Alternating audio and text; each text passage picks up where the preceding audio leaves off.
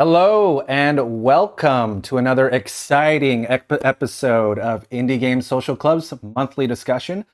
I am your stream master and extra large nightmare, Brian. Joined with me today are some very exciting, very wonderful guests today. We'll start with the amazing, the wonderful Darren. Darren, how you doing? Tell us who you are and what games you've played this week. Hey, I'm Darren Mitchell. I live in New York. Went to college with Brian, and this week I've played Little Nightmares that we'll be talking about today, and also been playing a bit of Final Fantasy 14 MMO, which I actually been playing on my iPad because I got this app called Shadow, which is a subscription service that lets you get basically a remote desktop, and you can log into it from like any device. And so I got a MiFi controller for my iPad, and then I basically can now play any PC game on my iPad. Oh wow! So now I can. It's like xCloud, but the other way around. Yeah, exactly. Very cool. All right. Yeah. Very cool. Let's move on to Johan. Johan, the beautiful, lovely Johan. Yeah. Tell us who you are and what you've been playing. Yeah, hi. So my name is Johan. I work with user experience usually. So bothers me a lot when buttons don't do what buttons are supposed to do. But this week I've been playing Hades. Okay, that's the hot new game. Absolutely phenomenal supergiant roguelike. It's basically been consuming all my time. And it's like every single time I feel like I'm doing some kind of progress, I just check up on Reddit and I realize that people are like doing half my times running through that game. So it's just, but it just keeps on giving. Like it's the best money I've ever invested, I think. It's really? Just like $15 or something like that. And it's just hundreds of hours probably. But let's continue on around the horn. Thank you so much for sharing, Johan. Let's move on to Ilker. Tell us who you are and what you're playing. My name is Ilker, and I work in marketing.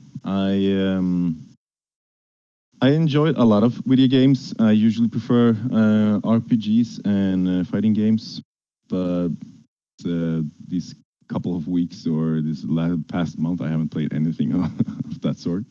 I think I told you and Simon, I recently made a big boo, and I restarted my subscription on World of Warcraft.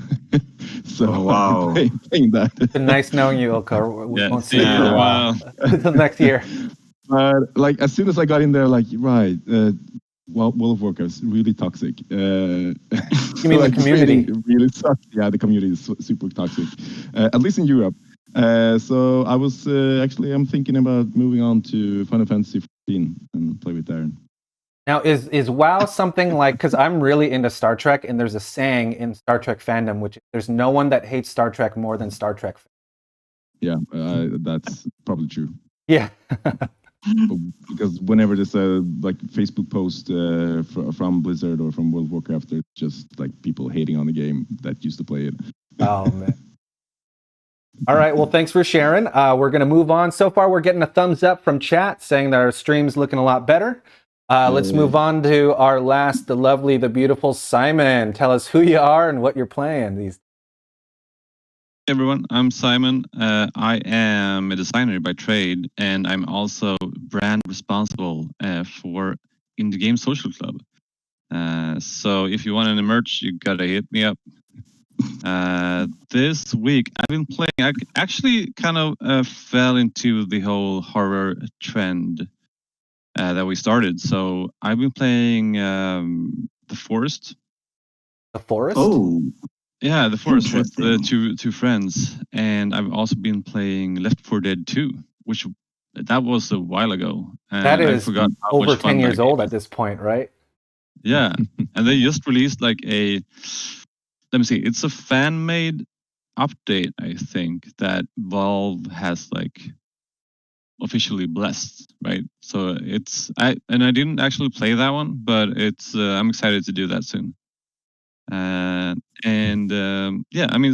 Talking about toxic, I actually tried to jump into League of Legends for like a game or two. Jesus Christ. I mean, I feel like I'm like the old uncle that was like just trying to like lecture like kids how to behave. That was like all I did. And that, and like I died 3 times, but yeah.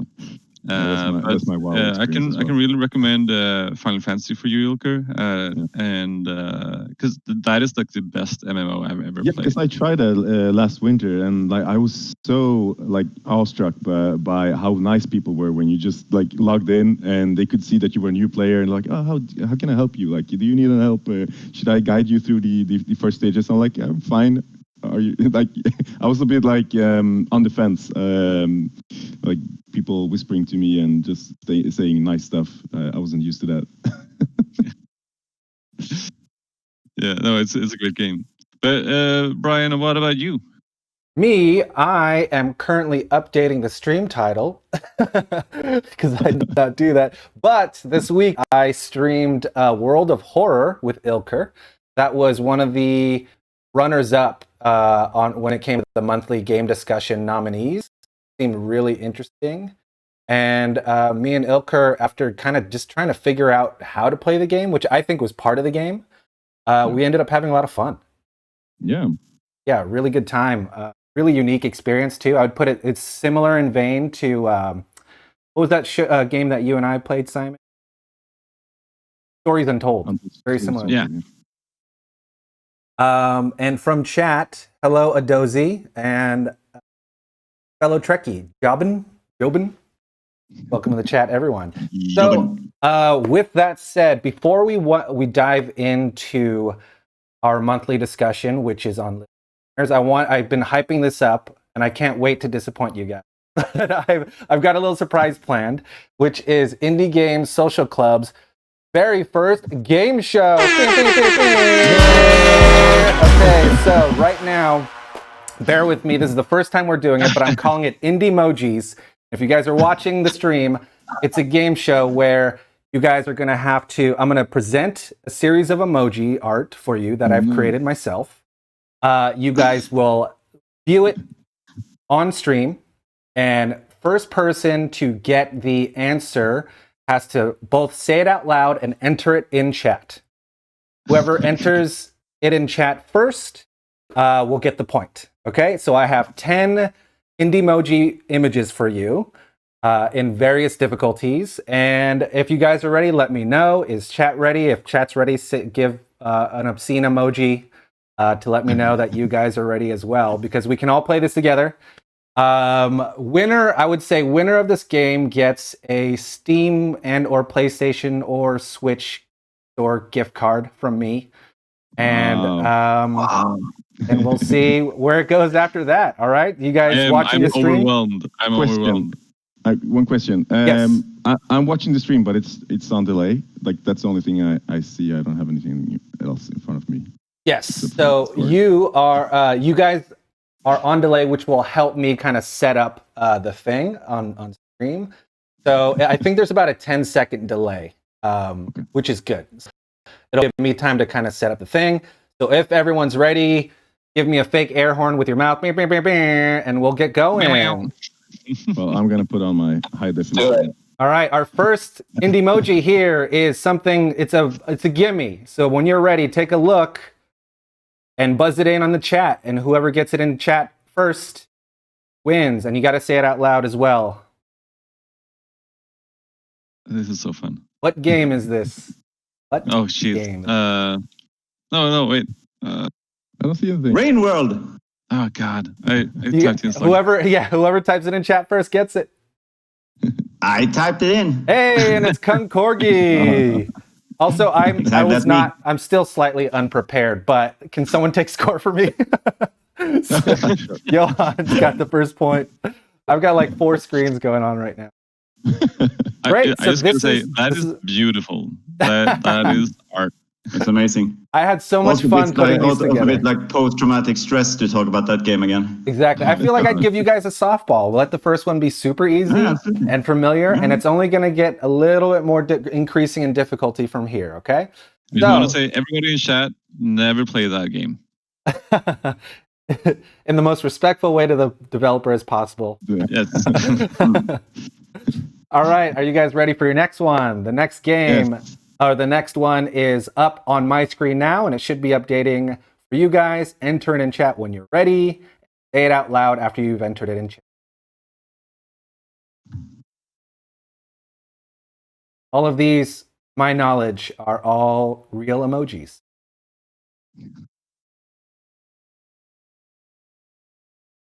Audience, feel free to enter your answer as well. Fun. I may or may not have a surprise for you.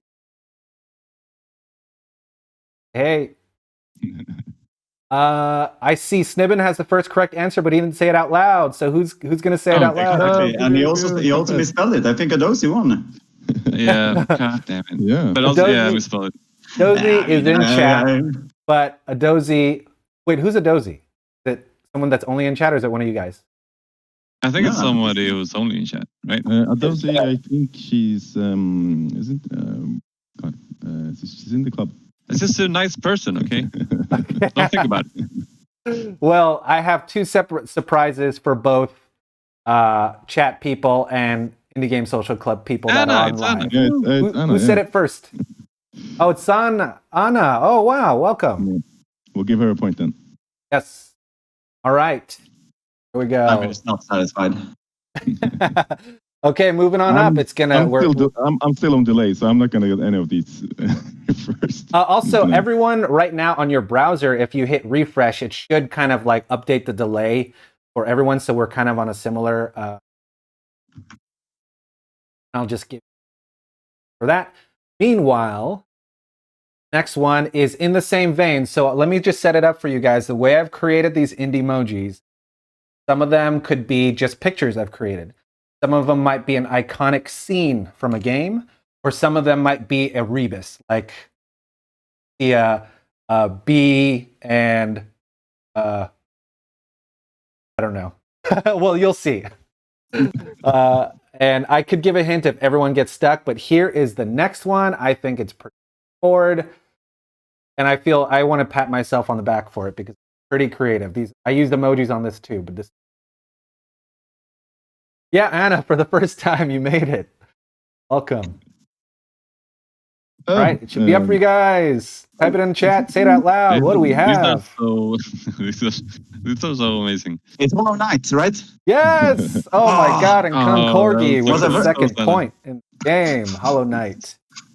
I thought about you when I made that, Johan. So I thought I wanted to make sure. It's beautiful. I wanted to make sure I captured the essence of the Hollow Knight. That's Yeah, absolutely. emoji.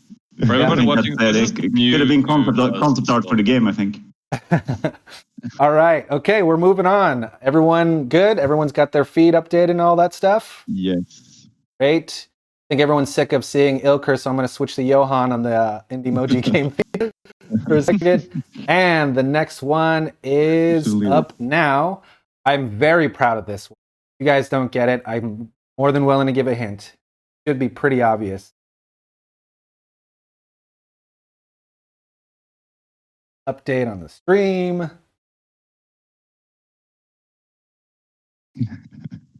Oh, what is it called? In the chat. Oh, Oh, say it out no, loud. God, Say it out no. loud. Someone needs to say it out loud. Guacamole. Yeah, Ilker's got it. Okay, as well. I'm very proud. If you look at the key art for Guacamole, it's Guacamole looking like that, doing that same pose, and I found the perfect emojis. I mean, I misspelled it. Amazing so- work, Brian. This is just. No, I think you got it. Thank you. All right. Melee. I don't think melee is spelled like that. No. It's That's a male. E. Darren with no skin in the game so far, huh? For shame, for shame. All right, so moving on. Actually, Johan, can we get a score update here? Oh, I think we're at. So I got 2 points, right? Yep. Anna got 1, and Ilker got 1. Right All now. right. and So that's 2-1-1. If Right. we end in a tie, are you gonna buy everybody a gift card? We'll see. This one is a little hard. I changed the format a little bit, and it's our 5th indiEMOJI. First one to get it, shout it out loud and put it in chat, please. Oh, Be connection. updating and Well, for the people just in chat, they just have to type in what?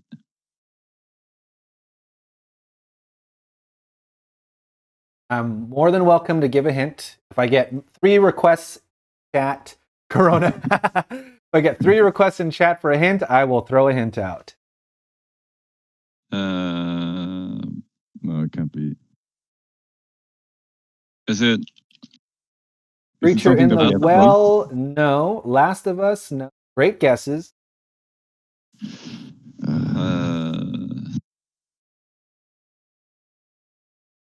head mold? I don't know. You're in the right brain space. Dead Cells! Anna got it! Whoa! Oh, Round oh of my God, applause, damn it. everybody. Come on. Yeah, Dead Cells. See, I switched up the That's a good formula a little bit like that. So that's one more. it's going to for change a Anna. little bit. Anna, giving Johan a run for his money. What do you have to say about Yeah. that, Johan? I mean, I feel threatened. As you should. In more than one way. Absolutely. Very good. All right, moving on. Naked, exposed, afraid. indiEMOJI Yeah, good number job, Anna. 6 is up on the stream. Wait for that to update. Okay. I believe at least, I know Kyle, who's not with us today, I don't think, has played this game and recommended. Possibly Simon. That might be too much of a hint. But it is. Ilker, Oh, say it out loud. Say it out loud. Firewatch. Yes. Good Elker's job. got it. That's a great game. I played it like I think it was 3 or 4 weeks ago for the first time. Oh, wow. So, excellent game. It's Are those- walking sim. Yeah.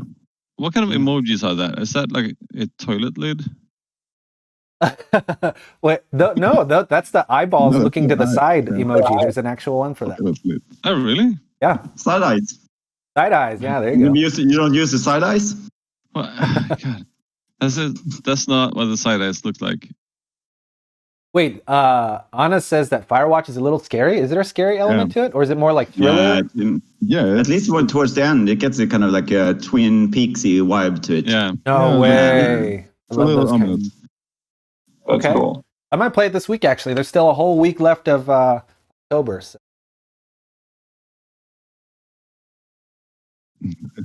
Moving on to indiEMOJI's number 7. In good mood. Such a great game. If someone doesn't get this immediately, I'll be very disappointed.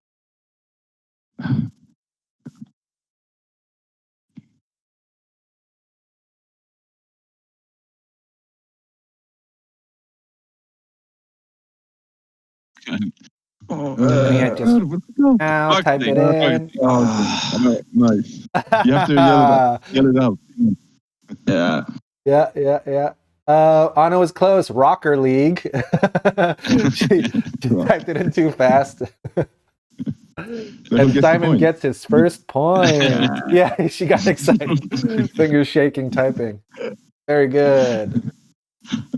I just kind of froze. I got the rocket and it was just like rocket car, rocket Yeah, it was ball, like rocket. as well. Rocket boat, Fuck is it called? rocket I plane. always forget, and me and my friends call it car soccer. You want to just play car soccer? That's a much more descriptive title. Yeah. Yeah. But car soccer, that's like American football, though. Yeah, pretty much. All right, so can we get a score update, please, from Johan?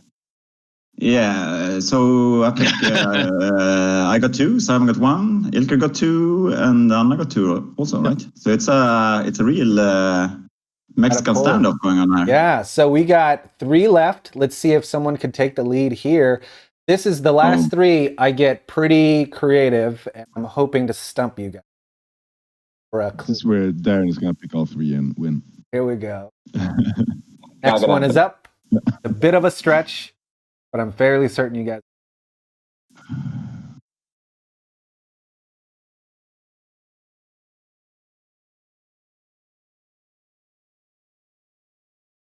Oh, To no. me, it's so obvious. Guys, Hey, say it out loud. Who said it? You! Damn it! Wait, who said it out loud? I said it out loud. I said it out I loud as did. well. I I don't know did. if I was first. Let's Honor, Wow. okay, so honor Well, system, well, because four. I will say Ilker spelled it wrong, but Johan spelled it right, but you guys kind of shouted at the same time. I said my name first as well. Just But you don't, yeah, but you don't have to say your name. You got to say the name of the game out loud. Oh, okay. You can say my name if you want to. How will you know that it's me shouting? So I'll leave it to Anna in chat. Who do you think you heard shout Fall Guys first? Come on. Oh, beautiful. Obviously, Anna.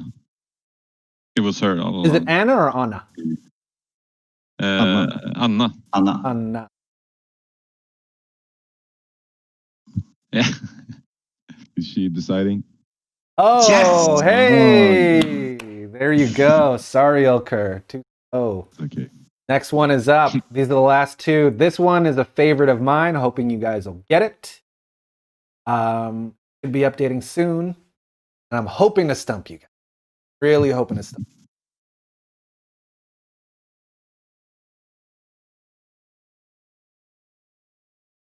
Quiet for the Limbo. buzz-in. Oh my God, you said it at the same time. Very good. Johan's on fire. Good. Good. Yeah. My God. You guys are great. I stumped you. I thought this was the hard one for me. Very proud of the way I did it too. Yeah, that's Really good. I was thinking about that game earlier today because we were talking about Little Nightmares and drew some parallels to Inside. Yes, Actually, very thought about similar. it as well. Very minimal. Exactly. That was one of those games where I played and I loved it. I got stumped on a puzzle and I didn't touch it for 2 years. And then I finally picked it back up and I finished it and it was just... Mm. All right, moving on to the final one. Are you guys ready? This one Yeah. Is it worth 2 points? will 3 points? require eagle eye. I will say, yeah, let's make this worth 3 points. Whoa. So we get a chance for people to catch up. That's this. And I have put it on the stream. Need an eagle eye to get this and be very familiar. Stay quiet so you guys shout the name. You gotta type it first then.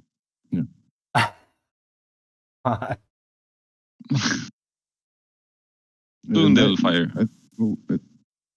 Oh, not Night in the Woods. There's a dead giveaway. Feel free to ask for a hint. Oh God, was it? Or in the Blind Forest, it is not. Good guess. Great guess. I know the game, but I can't. The word is not coming. Very good guess.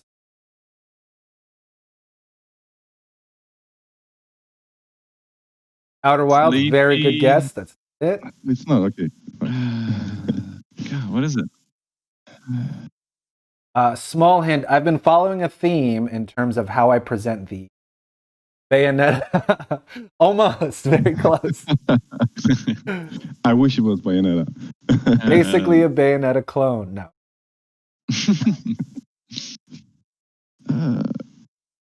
God. Okay. Are we gonna take a hint?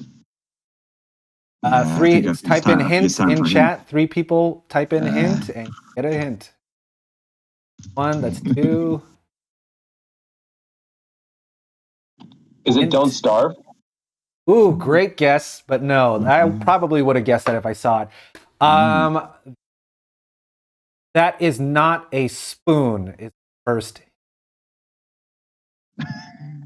Yeah, obviously not. But Shovel Knight. Yes! what? Simon got it. That is the iconic Nice. loading screen or like next chapter screen in Shovel Knight. He camps Oh. by Why the does he fire. have Why doesn't he have like horns though? That's part of his armor. He's got horns in his Yeah, he has horns on his Oh head. yeah, he does have horns. Yeah, Thought I true. made it Oh, yeah. obvious. I love that game. I should have taken this. I played it Snubbed. such a long time ago. So. I think the purple threw people off. I gotta say. Yeah. All right. Wait. So I what's think the it was a score? great emoji.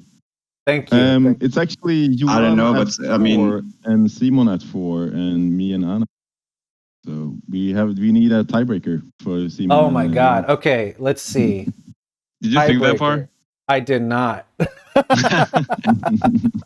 Let me see. How about I do a custom emoji in the chat for a game? Oh, okay. First person to decipher that in the chat gets the tiebreaker point. All right? All right. Okay, and you got to do it within 30 seconds. Wait, I do? Yeah. Oh, God. Wait, how do I do emojis in the chat? Here they are. That's right.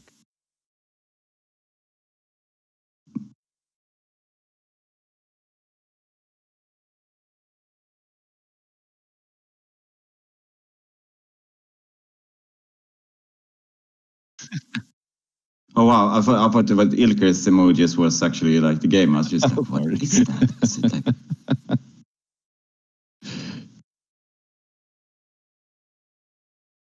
Ooh. You guys give me 15 more seconds and I'll find something.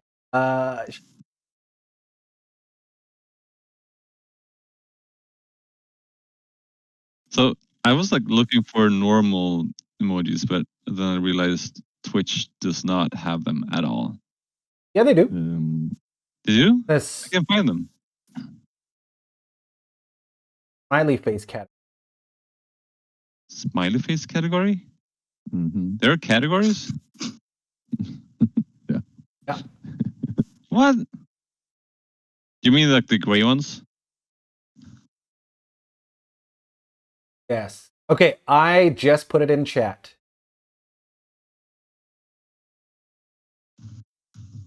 And this is between Simon and Johan, right? The tiebreaker? Yeah.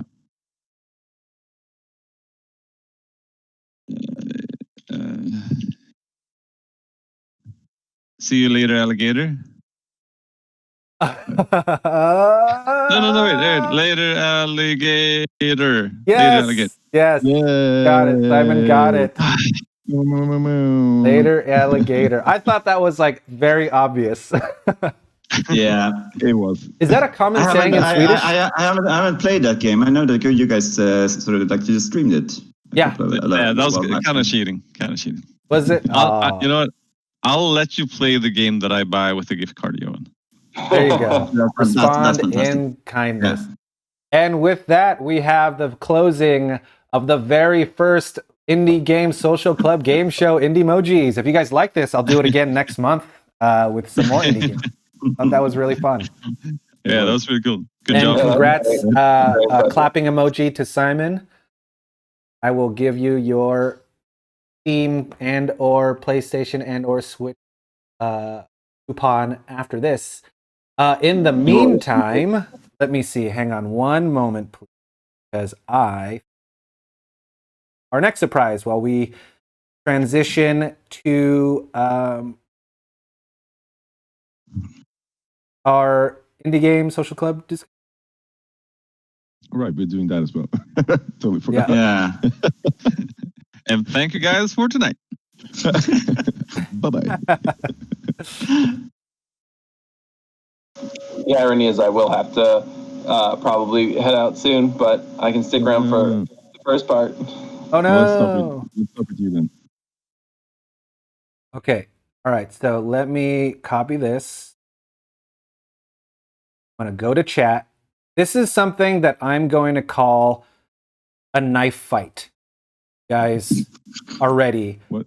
I am going to go into chat and I'm going to put a PlayStation Store code in there.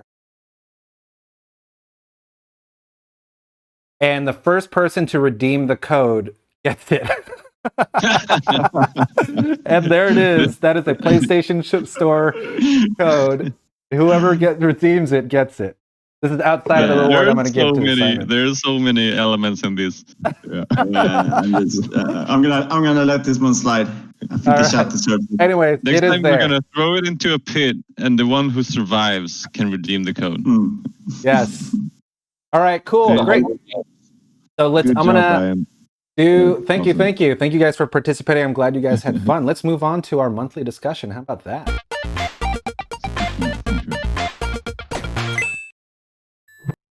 And we're back. Now on to our. Oh, thank you, Anna, for praise. Really Now we're ready for our Little Nightmares discussion. We've had this game soak over for about 3 weeks. Talk about it. So this time, since there's so many people, let's try to get down to a structure. And like Darren, feel free to let us know. We can have you in or have your thoughts in if you need to dip out anytime soon. But I want to keep this down to a general structure just to kind of keep for us. Generally speaking, overall thoughts, just top level. Did you like the game? Did you not like the game? Feel free to chime in first, Darren. Yeah, sure. So I did. I really did like the game. I'm not a big horror game player, so it was quite scary to me actually.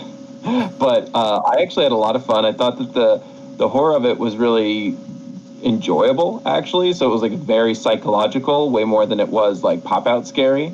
Right. I liked the tension, and I thought it was a beautiful game. The graphics and art design was really nice, and I think the puzzles were just challenging enough that there were no directions, but also enough that it sort of guided you, and there were hints along the way to try to figure out what you needed to do. But I really liked the game.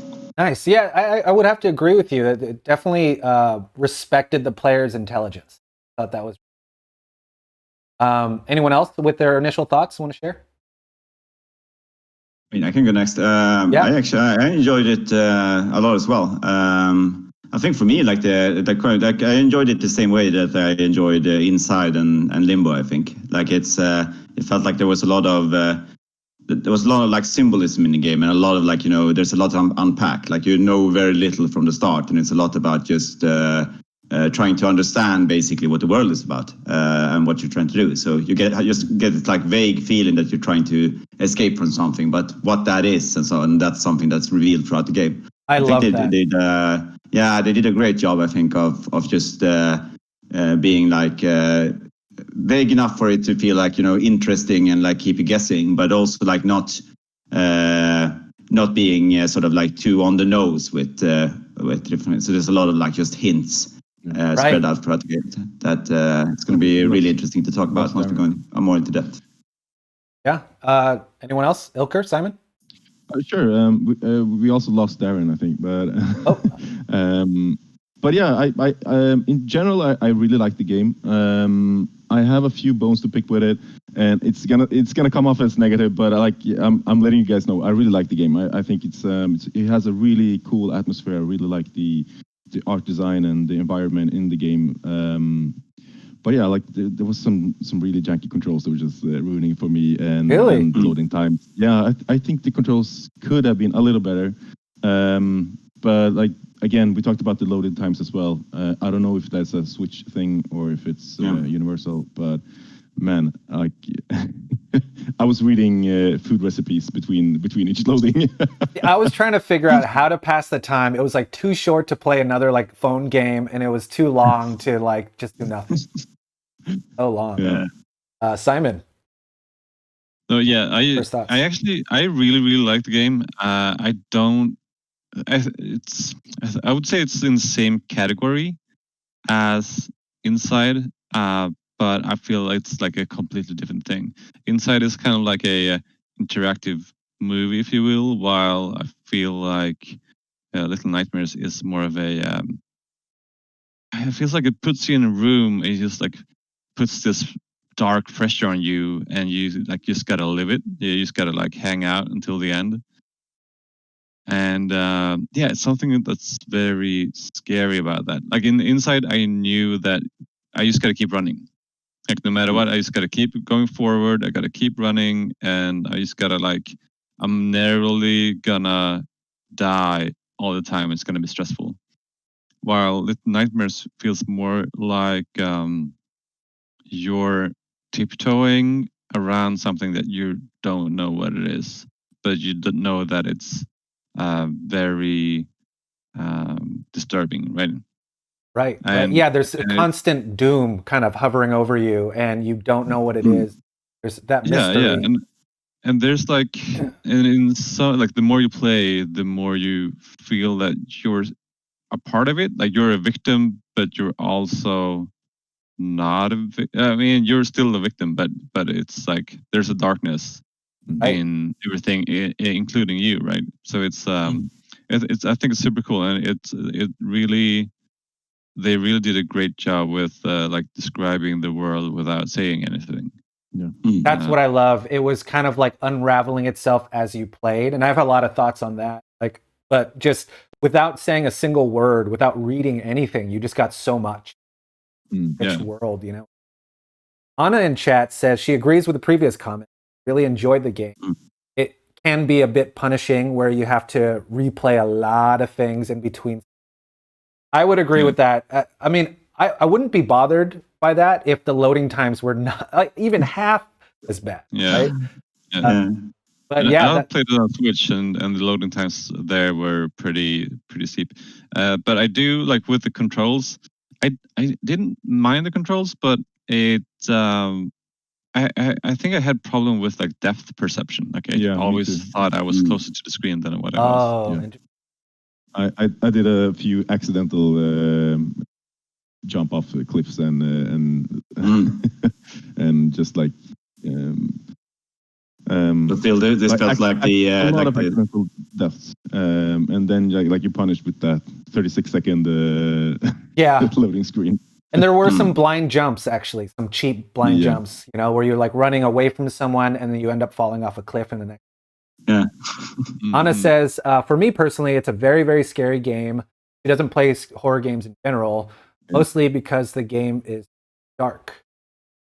I think, the tone just nails it. The right amount of like, it's cute, but also terrifying at the same time.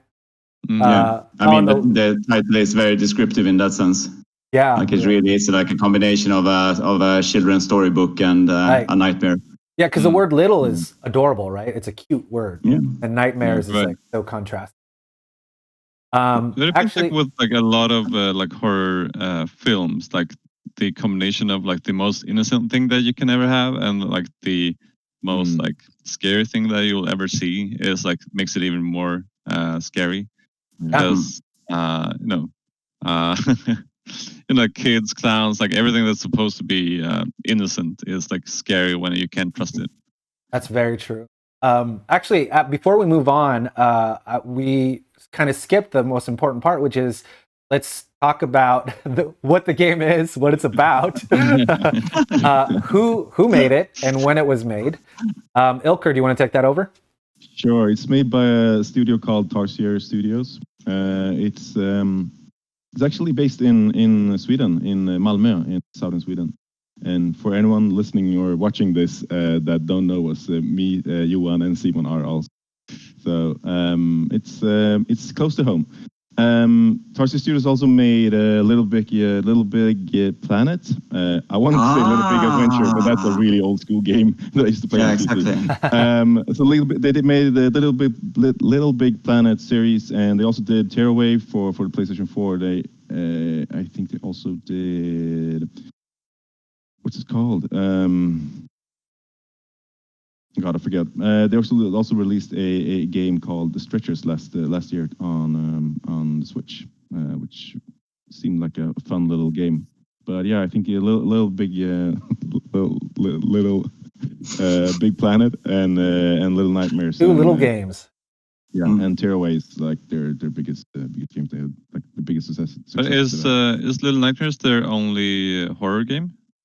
Yeah, I think so. I'm looking at this list here. I don't recognize any of these as horror games.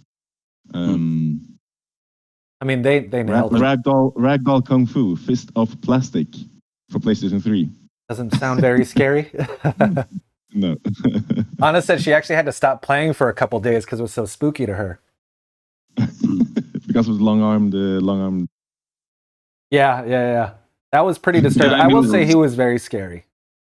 Yeah, but to me, I had to put down the console for bits, not for days, but for like definitely had to like take a breather because I mean I'm not a horror fan, but my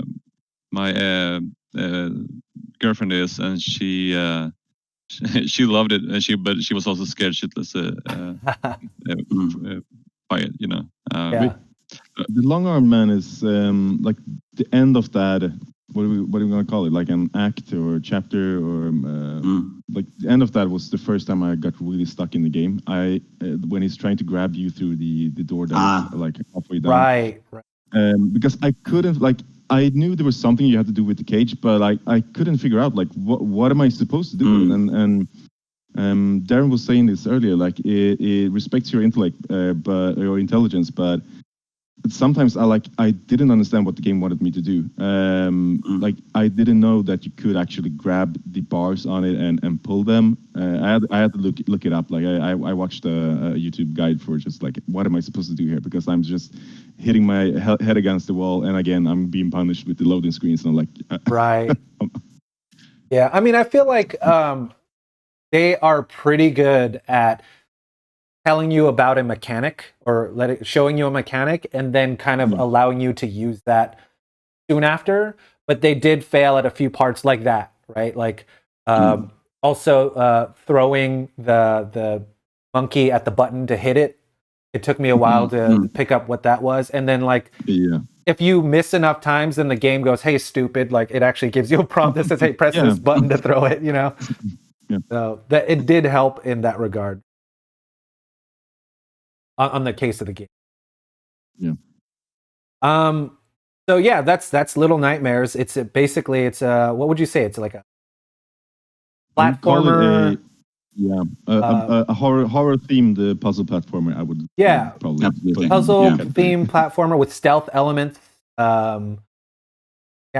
Great horror theme.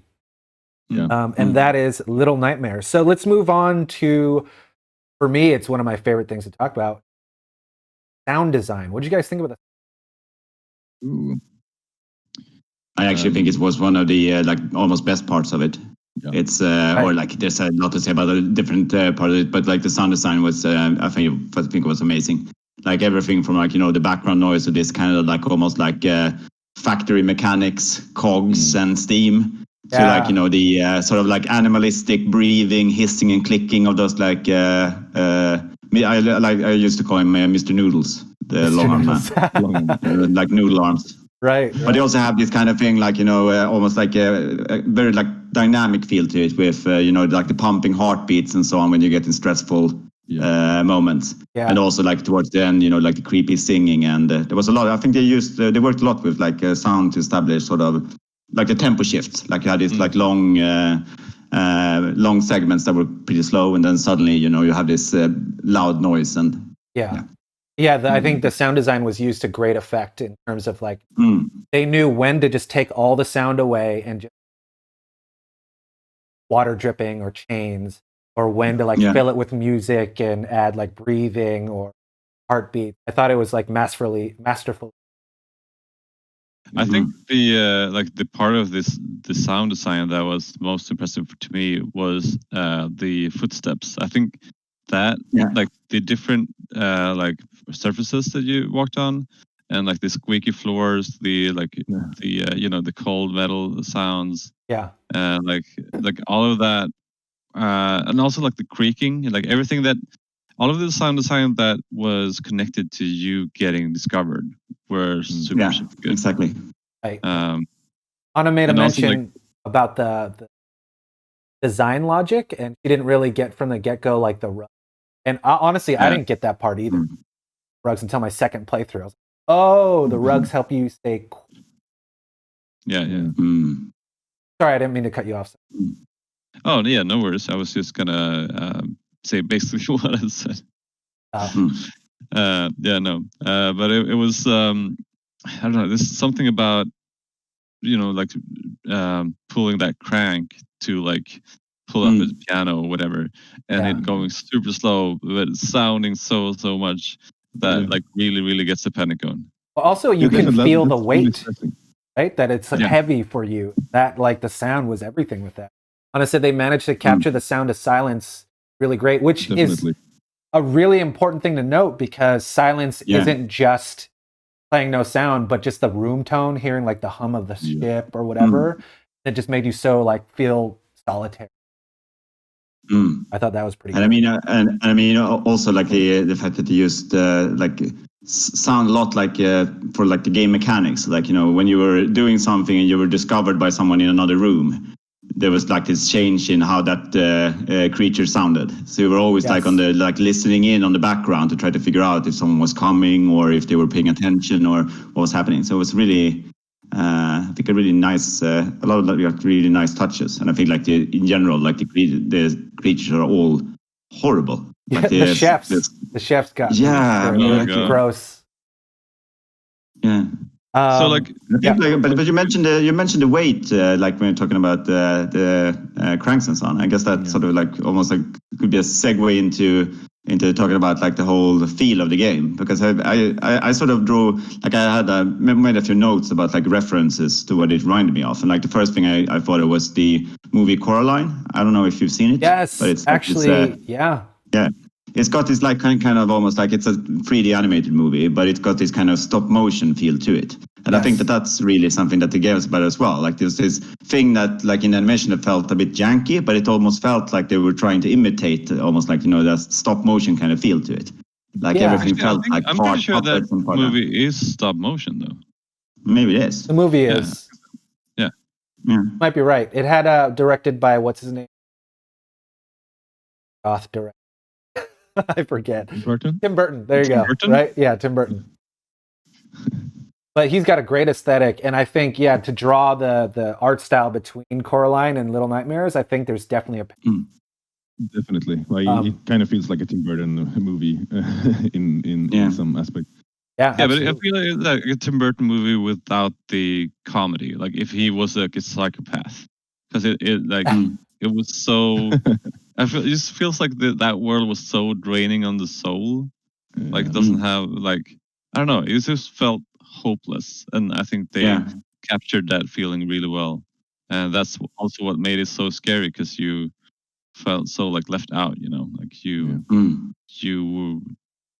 I mean, like I knew that it was not gonna end well, and two, I had nobody. Like did not have anybody like that was gonna help me or see me, watch me. You know, like that I was gonna meet up. Like it just made you feel solitary from the get go. Like I thought that was really good. One of the notes that I made was there's, and we kind of brushed on it earlier, which is the world build without words, world building without dialogue.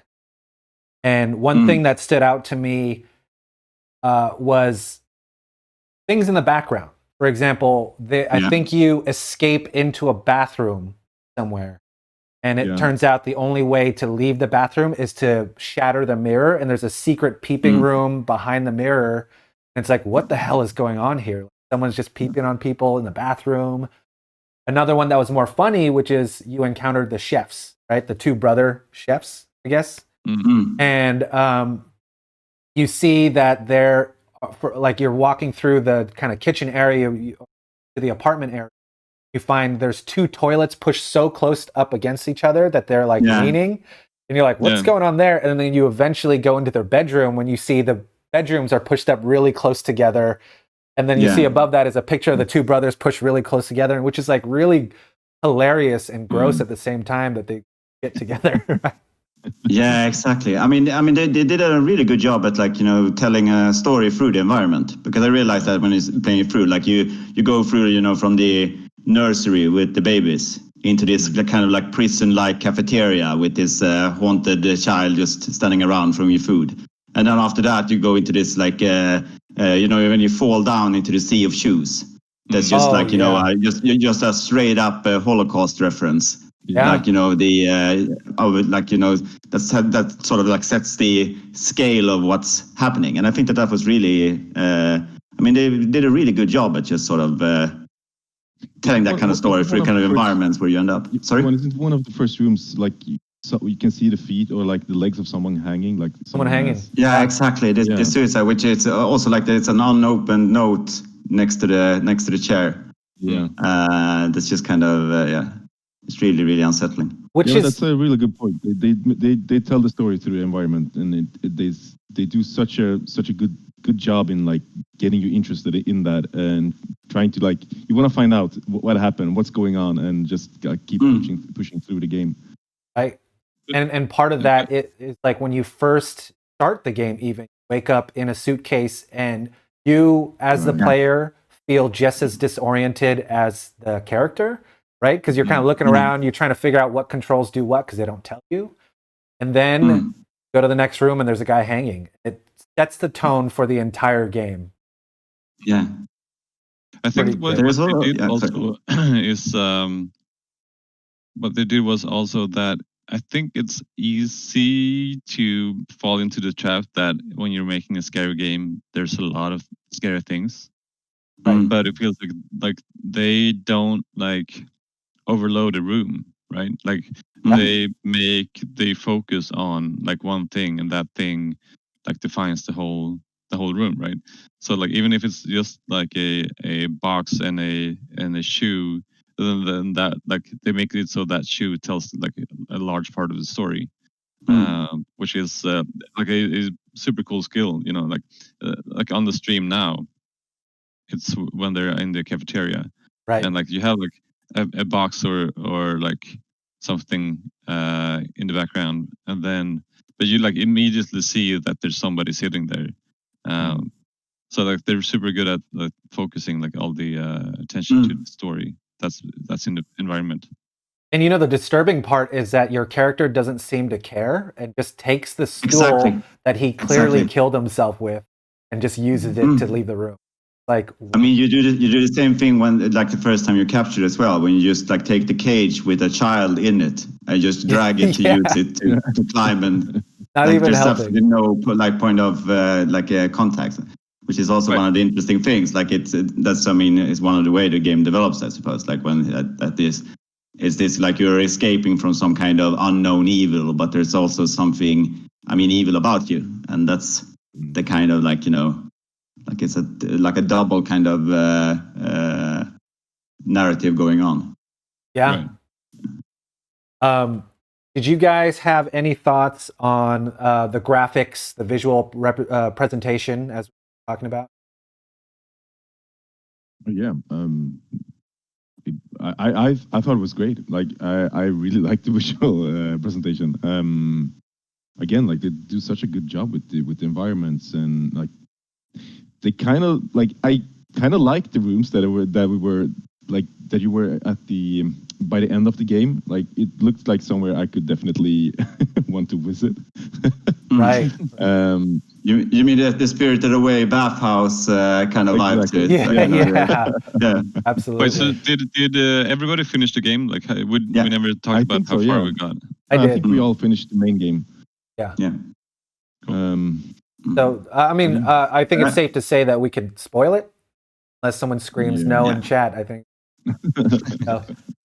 I think I can build on what Ilke said. Like one of the things that I react to when it comes to like the visual presentation is how they played with scale. Like that's one of the parts that made it kind of surreal. Like it's very hard to sort of tell what size you are. Like sometimes like there's a book that's like almost just the same size as you, and then suddenly you're at a piano that's just smaller, and it just keeps on like switching between different perspectives, which I think felt very dreamlike. Like it's this kind of weird vibe of things, sort of. You don't even really notice it because it's pretty subtle in some ways, but it's like, you know, suddenly there's a wagon that's your size, and then suddenly there's a door that's just, you know, 10 stories tall, and it just keeps shifting in a really weird way that just I don't know. I think it felt very like sort of, it really added to sort of like the surreal feel of the game. I thought that was fantastic too, because you couldn't really, you were kind of like, what's real, right? What am I in relation? Anna says that she agrees with the whole Holocaust thing. It was like such a clear thing, but it was meant for great effect, right? Like you knew how you felt. You knew something was wrong, immediately wrong. She says there are a lot of great details in the visuals. All the shelves, the small items, and physics are all great. And she agrees with you, Johan, on this. For me, I think there's that moment in the late game where you actually leave what's called the mall, right? The big ship or whatever, and you get to see how small you are because the camera moves back, and just like you see this beautiful vista of that arriving ship landing with the mall, and just it kind of shows you like they showed a little bit of restraint in terms of graphics. Like the graphics are tuned perfectly. They're not trying too hard to make it like hyper realistic. In fact, I think they dumbed it down with they added some film grain and a little bit of like film blur to it. I thought was like, yeah, but visually, lighting great too. Lighting was a great cue on to tell the player, kind of guide them where to go without. Definitely. I mean, that last boss fight is all about that. Right. What you said about graphics is super interesting because I actually hadn't thought about that, but I never thought about graphics. Like it just I never thought about it being good or bad. It was just there, right? It was just like a book or a like you just see images that tell the story. You don't do anything else. I don't know. I think that is like a really really good thing because the art style and the like the quality of the graphics. I mean, it looks great on the Switch. You played it in handheld mode or? I actually played it in both. I started in the TV mode, and the super scary parts I took in handheld mode. Make it smaller so you have control. Yeah. I think that's a really good point. I feel like it's definitely a compliment to say that you did not notice when immersion of everything else was so good that you didn't think. I think in terms of a lighting standpoint and color, it was masterful, right? Everything, like if you look at the stream now, like everything is gray or blue. And the only thing that is in contrast to that is your yellow raincoat and fire. And so it's great in showing you so that you don't get lost in the world, but also from a storytelling perspective, kind of shifts your focus. And because like the only other color we see, I think, is purple or red when we get, but other than that, it's all blue and sticks. Right. And I mean, from a design standpoint, like visually, those are the opposites, right? You can have like warm light or cold light. So that makes it. I mean, like obviously the raincoat sticks out, but I think it's like also with the lights and the fire, not like affecting the environment, making the environment warm. Like the environment will always be cold. It's like a really really good and like cool design choice, I think. Does someone know how to ban COVID-19? I don't have a motto mod. Anywho. But I want to become famous though. How do I just click this? Yeah, click it. Yeah. Yeah, yes, click it. It's a .ru, so you know it's. They help guys, right? That's what I heard. Yeah. Great. Cool. Any other thoughts on graphics, visual presentation in general? I mean, no, I guess not about the graphics. I just felt that it's sort of like it's in a weird way sort of like picked up towards the end. Like I actually felt the game was kind of like for the first couple of scenes, like it was like nice, but it also a bit bland. While as I think they're a lot more like dramatic towards the end with everything, which is also like it's I'm just a bit unused to it. Like I felt like the ending was stronger than the beginning, like in terms of Are you talking how about the environment, like the graphics? Yeah, exactly. It's sort of like the graphics, like the environment, like it just felt like it sort of just picked up as it went along. Like the beginning is like this. I mean, the beginning, like graphically, has a few like really great moments with just getting as like when you go out of a room and you get a sense of the scale of the mall, for example, like that first like crossing section. And there's a lot of like tiny little details that are really really nice. But it just felt like towards the end it gets a bit more. I mean, like the boss fight, for example, and stuff like that. There's a lot more drama to like the presentation as well. Yeah, that's true. Like that is a testament to pacing, right? Like, and I think even like AAA titles have trouble with pacing. Like I'll bring up The Last of Us Part 2. Like it got so samey in the last 2 hours of that game that I was just like, I just want to see the story get through. But Little Nightmares executed that perfectly. Like unveiled more world. The levels started changing a little bit. The way you played changed. Visuals got just bigger, and pacing wise.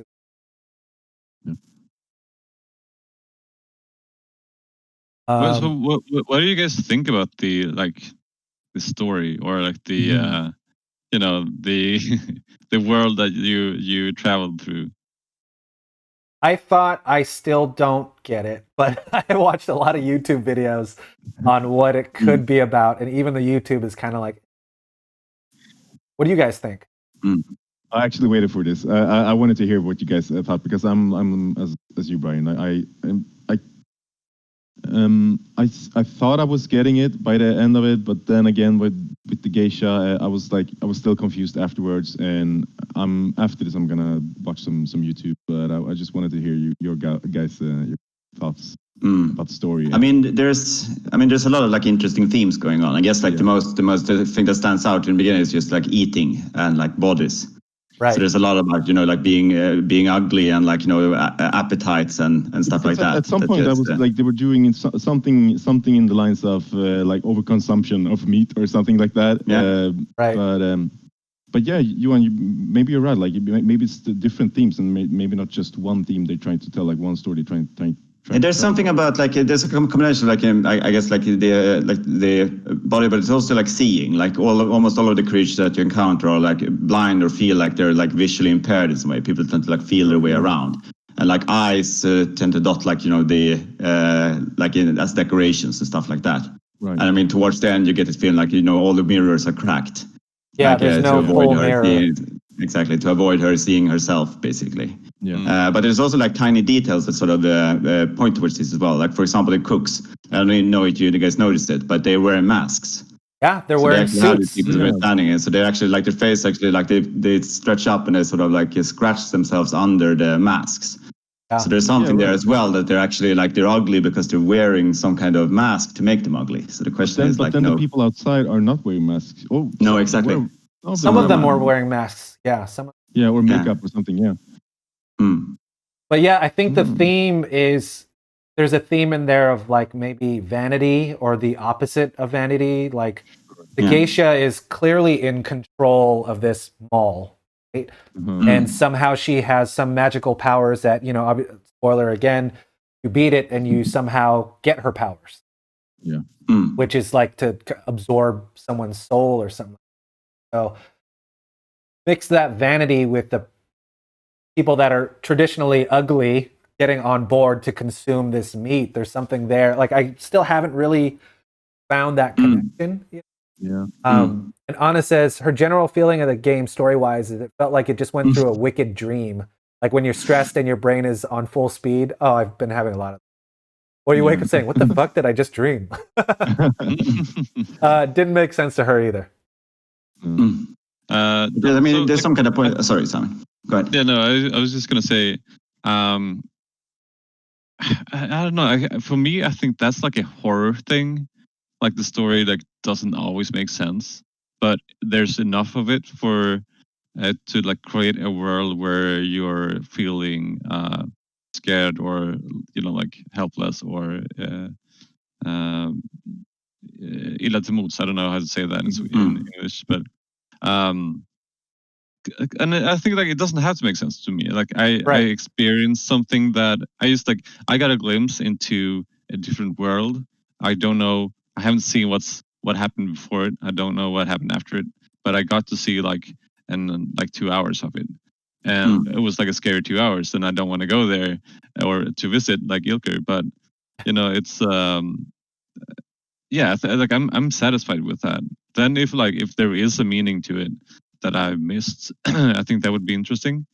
But it's there are a few like interesting pointers. Like for example, did you guys notice like when you were in the living quarters of the geisha that she had pictures of you on her walls? Yeah, You can actually see 60 in one of the like 60s one in some of the photos. Yeah, which is sort of like an interesting kind of, and you also have this kind of thing of like I don't know, like the connection between how you sort of like the whole eating thing. Like you start off with like eating the meat from the ground. Like, first it's bread, then it's like meat on the ground, then it's the rat that you kill, and then suddenly you have this kind of like almost like turnaround moment where the gnome offers you a sausage and you actually eat the gnome instead. Like it's actually standing there offering you food and you just like push the food aside and eat the. So there's something about that as well, like the whole kind of what that kind of appetite is like. Yeah, because I want to believe there's a deeper meaning to this game because I think that you and me, Brian, we talked about this when we were talking about Doki Doki Literature Club. That like any good movie or like horror movie has a moral, like a deeper meaning of what the real monster is.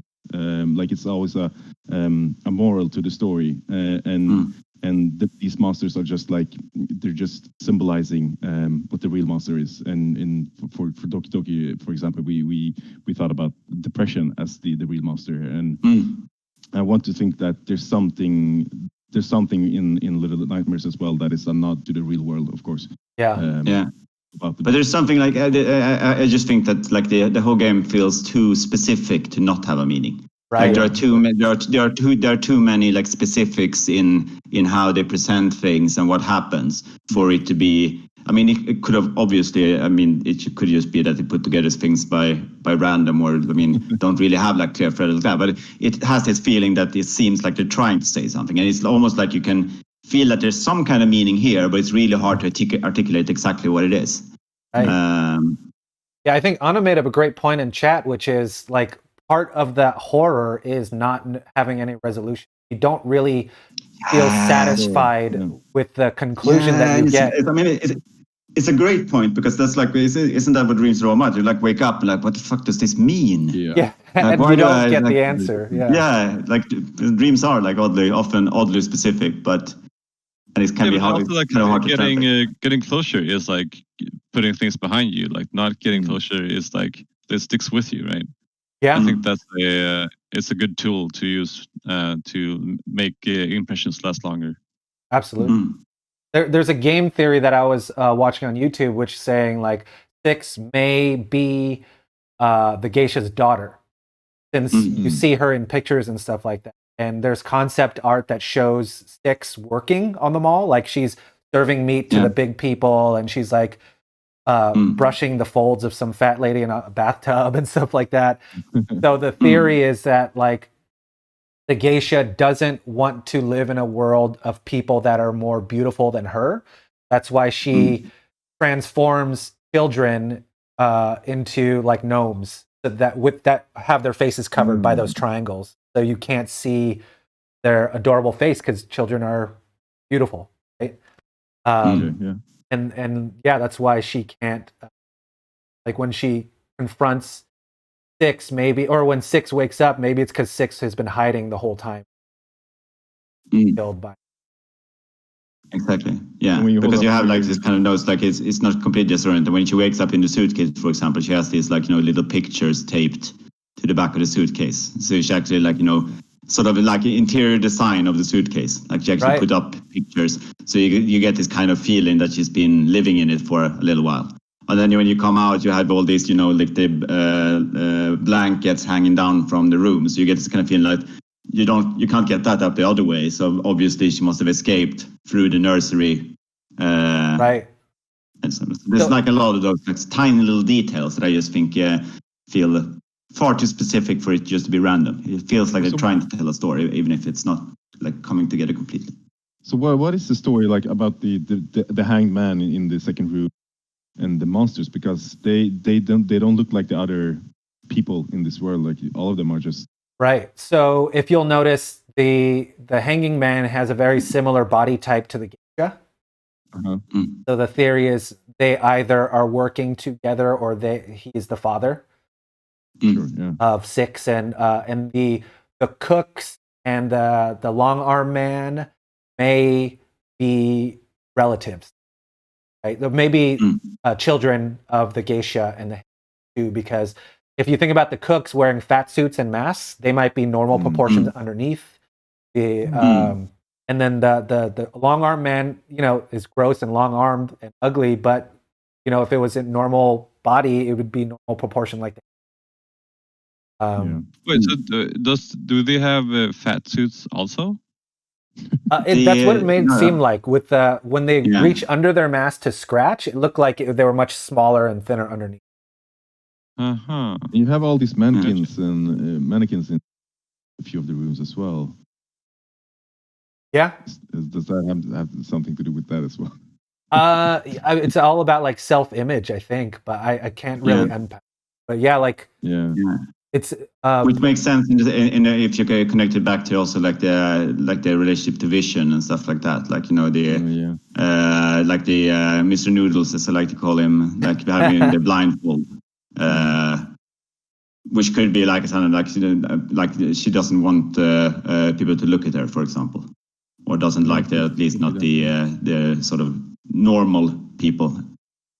Anna says maybe it's a symbol of the absent father. The geisha is like a really strict mother, putting a lot of pressure and stress. Pressure and stress was both feelings that she had. Yeah, definitely. Yeah.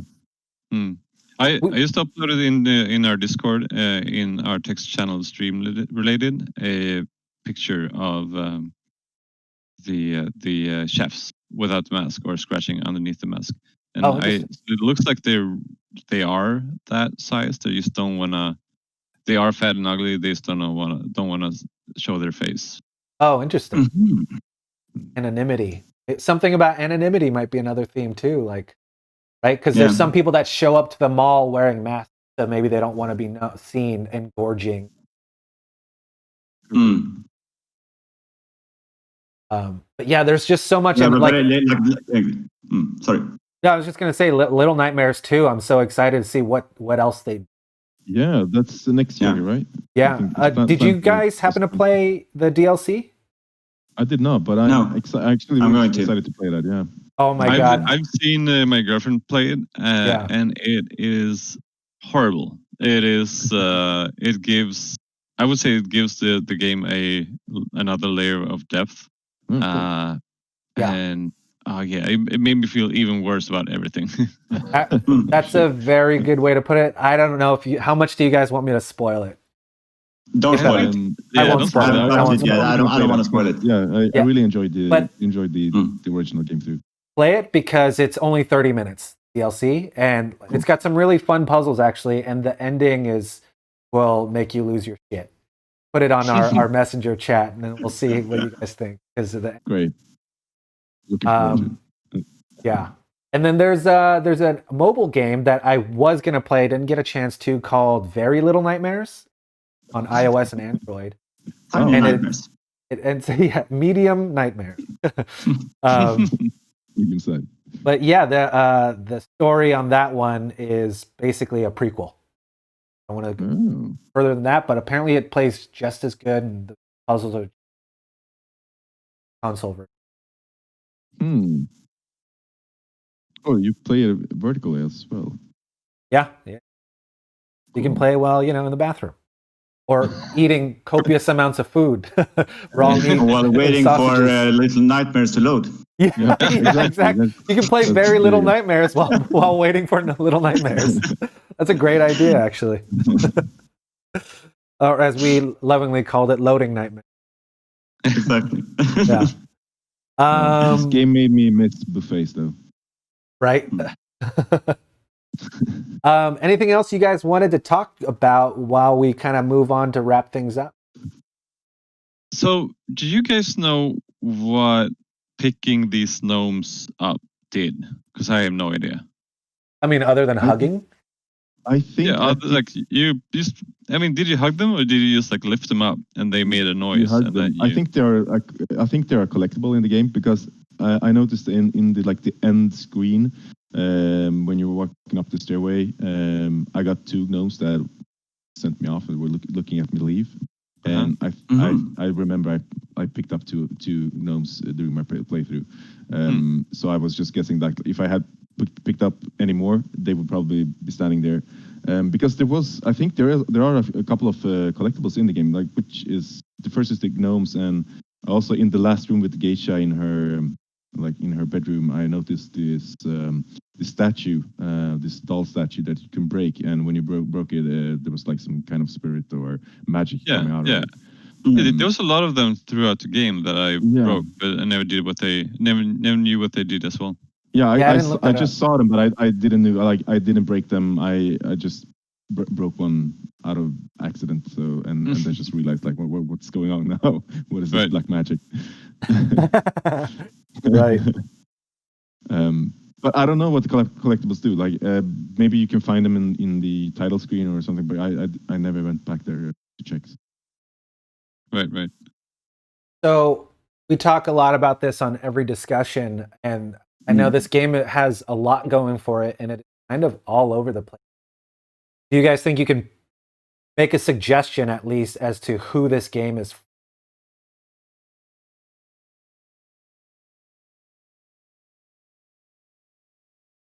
Wow. That's a tough question. I actually think that this feels like one of those games that's almost for like if you can tolerate like the sort of like the queasy horror nature of it or find that interesting, then it's then anyone I would recommend it to basically anyone.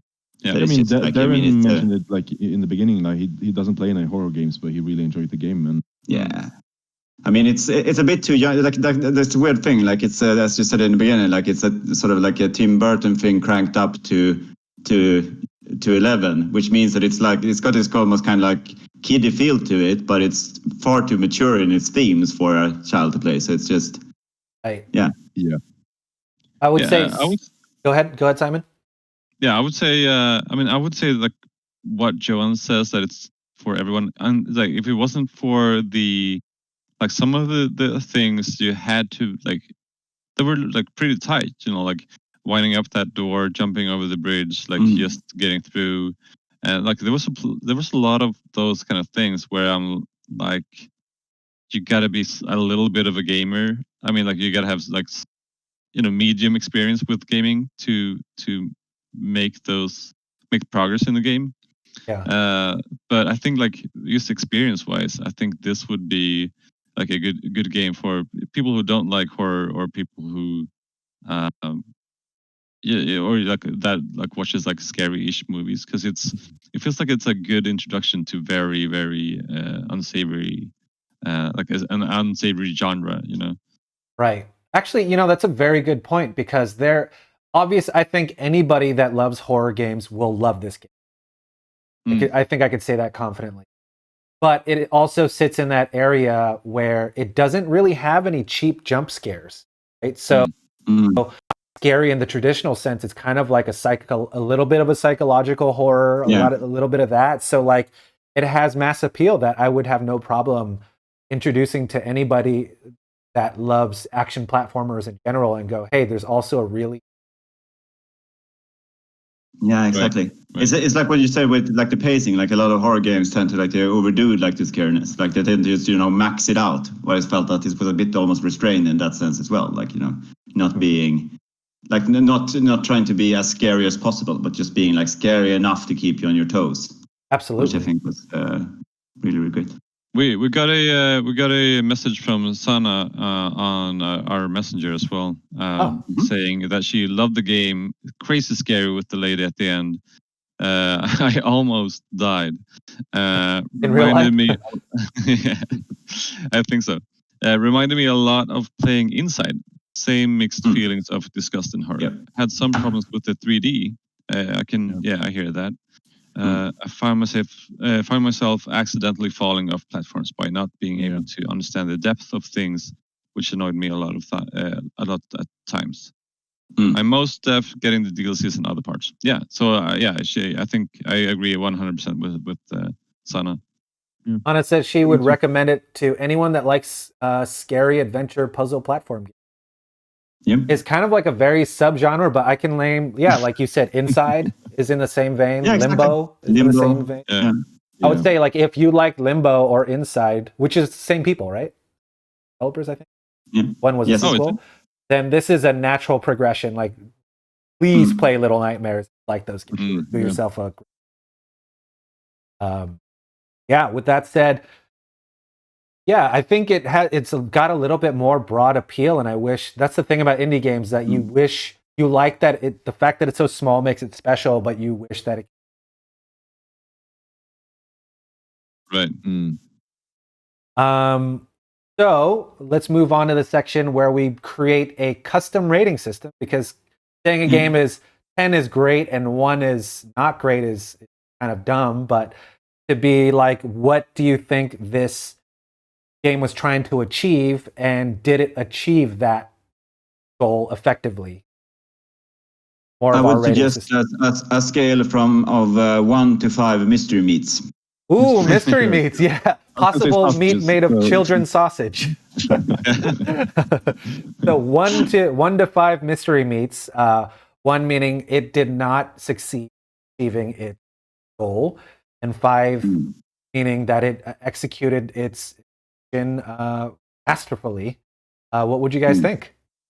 I think it's the rating is also the personal experience enjoyment. Also, I think like Yeah, yeah, absolutely. yeah. But I would say definitely a 5. Like Oh. it is. I think it is 100% the game that a scary puzzle solving game should be. I mean, like the controls, I have mixed feelings about, and the like 3D depth that Sana and you guys also talked about. You know, it could be better, but as a whole, I think it's a great game. Mm. Yeah, I'm I gonna would High give praise. it a 4 out of 5. A 4 out of 5, I think. Yeah. I can't just like it's like the jankiness of it, and just like you kind of sort of just detracted enough of my from my experience for me to sort of be bothered by it. Like it was a fantastic experience, but it could have been a little more polished. In I what think. regard? Like aside from the loading. No, I think it was more about the controls, and like, you know, a bit of maybe about like the level design, and like the sort of this sort of how you move between things. That just felt like, you know, I'm having high hopes for Little Nightmares 2, because I think they learned a lot from doing this. So. Yeah, there's a huge following too. Ilker? Mhm. No, I mean, you guys, everyone has said the same thing basically, and I agree. Like it's, I think the game it does everything it sets out to do. I would give it a 5 out of 5 if it wasn't for the jankiness of the controls and for the loading screens. Like I'm gonna settle on a 4, maybe a 4.5. But I think it's a great game. Like like besides from that, like everything, I really love everything about the game. Besides from those 2 things that we mentioned, but I mean, I think most of us have mentioned that, so we had kind of the same troubles with the game, and some like unnecessary deaths, and again, like you're being punished with the damn loading screen. Right. Yeah. 4 out of 5. Like it definitely affected the gameplay, most definitely. It did, yeah. But there's yeah, exactly. So something about it like being portion size that I think is I really appreciate as well. Like them actually, like, you know, just it feels like they made a conscious decision not to have fillers in it. Yeah. To like just reuse things for the sake of it, which I think is just fantastic. And I hope they don't make it much longer for part 2 either. Anna says she gives it a 3.5 out of 5 mystery meat points. The loading and the punishment of the replaying parts brings it down for her. Yeah. I would have to give it 4 mystery meats plus 1/2 possible child sausage. The loading definitely gave minus for me, but I didn't really suffer from the controls too much. For me, I think it was the blind jumps. There were some blind jumps and cheap deaths in there, and I don't mind it if the loading wasn't so bad, but I think even with a horror movie, sometimes like the cheap jump scare is okay as long as you don't rely on them. So like a cheap death was cool, but there's maybe 1, 2. Other than that, I think in terms of what they were going for in mood, in fear, in just the right amount of storytelling, I think they executed it. Yeah. They did a great job, which is like they made me want to play it again and ask for more. Definitely, yeah. Any more notes from Sana in our messenger? No, not yet. Just a little heart emoji, which I think was directed to me. So yeah, no. Nice. It was definitely directed to the meat sausage. I made a few notes before we wind down on. Do you guys? I found a lot of references to other games, if not inspiration. what would you call out? I would immediately say like Metal Gear stealth stuff. Any other reference you guys can find? So in the game? Yeah, in the game. Yeah.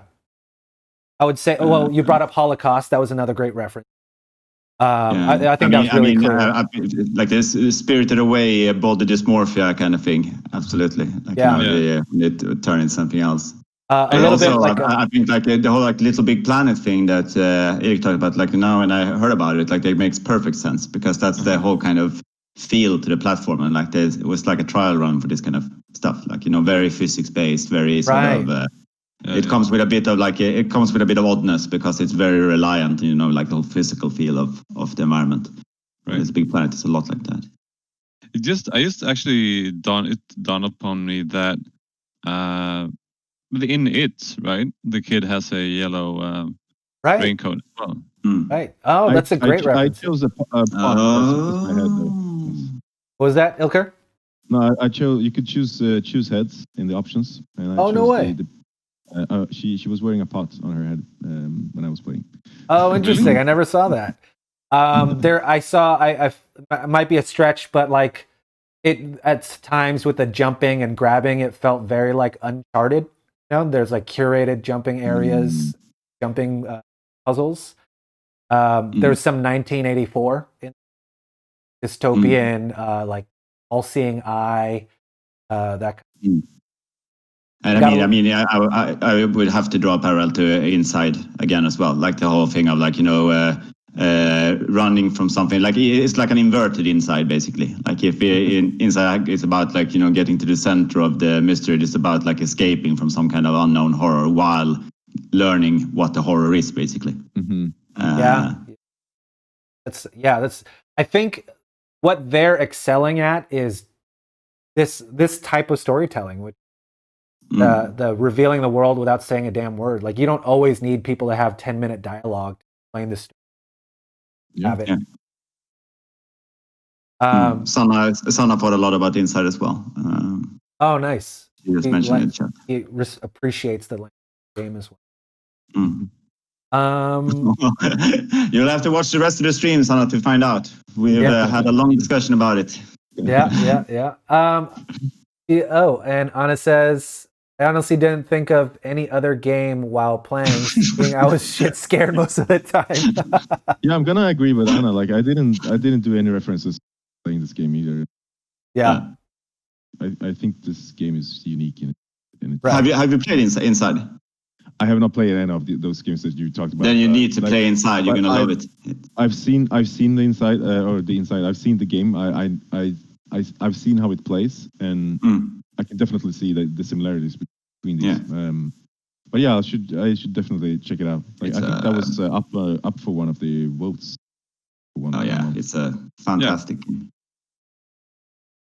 Well, cool. I think that just about wraps it up, guys. How about we wind this down, say our goodbyes, and then we can hover around the Discord and chat for a little bit. Hell yeah. Absolutely. Sounds good. All right. Thanks, you guys, for watching and participating in the chat.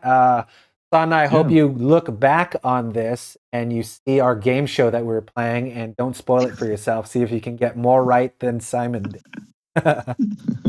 All right. Cool. With that, I say goodbye. What say you guys? Well, thanks for watching and participating. Hej då. Bye. Hej då.